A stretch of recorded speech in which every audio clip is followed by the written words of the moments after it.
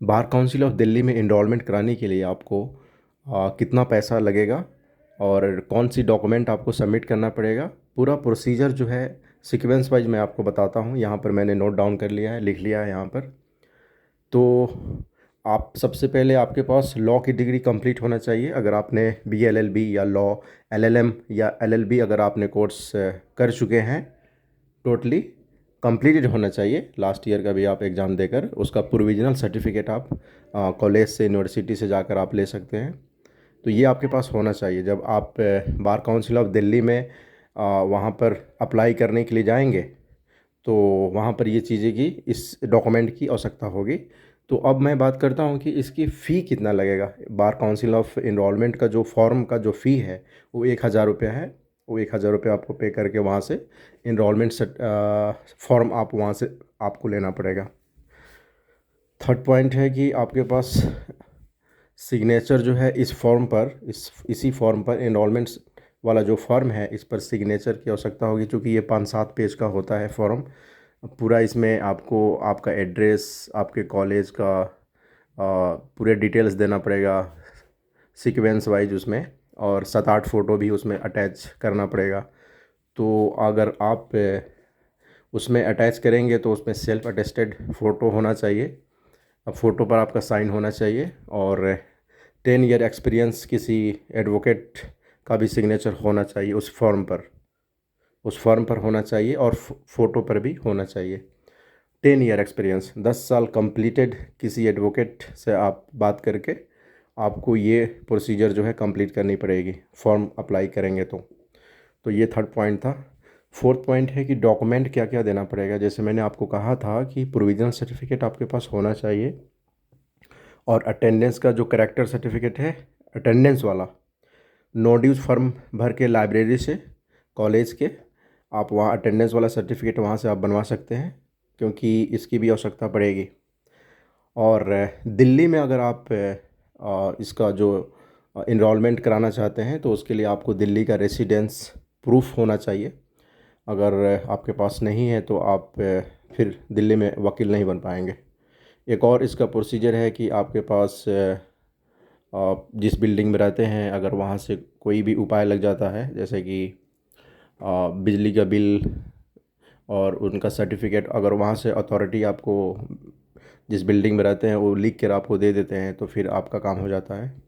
तो ये भी हम कर सकते हैं। और इसमें एक और चीज़ है कि एफिडेविट आपको बनवाना पड़ेगा इंटेंडेंट प्लेस ऑफ प्रैक्टिस के लिए। इंटेंडेंट प्लेस ऑफ प्रैक्टिस के लिए इसमें होता क्या है कि आपने किस कॉलेज से पास आउट किए हुए हैं, कोई गैप है कि नहीं, ये सारी डिटेल्स आपको एफिडेविट में लिखना पड़ेगा। जो भी आपने 5 साल की पढ़ाई किया था, BLLB किया था या LLM किया था, जो भी आपका पीछे वाला जो प्रीवियस जो कॉलेज का दिन था, वो सारी चीज़ें उसमें मेंशन करनी पड़ेगी एफिडेविट में। उसके बाद जो है ऑल अबाउट कॉलेज और आपका बैकग्राउंड जो कैसा रहा है उसको सारा मेंशन करके एक नोटरी से सिग्नेचर वहाँ से करवाना पड़ेगा एफिडेविट पर।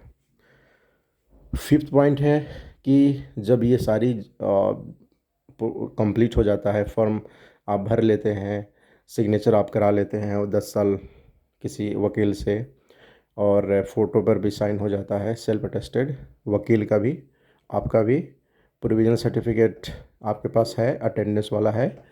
उसके बाद जो है 10th और 12th का सर्टिफिकेट आपके पास होना चाहिए, और ओरिजिनल और फ़ोटोकॉपी भी होना चाहिए। तो ये सभी डॉक्यूमेंट आपके पास हो गया। उसके बाद जो है आप ग्रीन पार्क मेट्रो स्टेशन के पास ही है दिल्ली बार काउंसिल का जो ऑफिस है वो ग्रीन पार्क मेट्रो स्टेशन के पास है। नेट पर आप सर्च करेंगे तो आपको मिल जाएगा।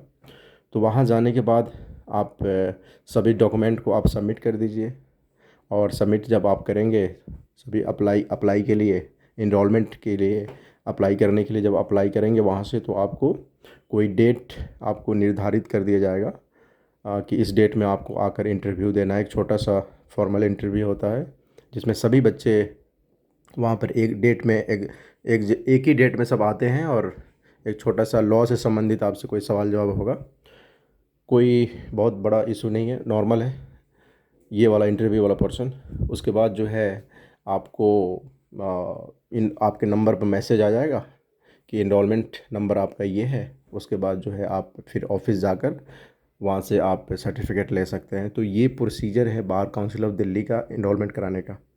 ये जब आपका हो जाता है, ये सारी चीज़ें हो जाती है, आपको इनरोलमेंट नंबर ये सबमिट करने के 15-20 दिन के बाद मिल जाता है।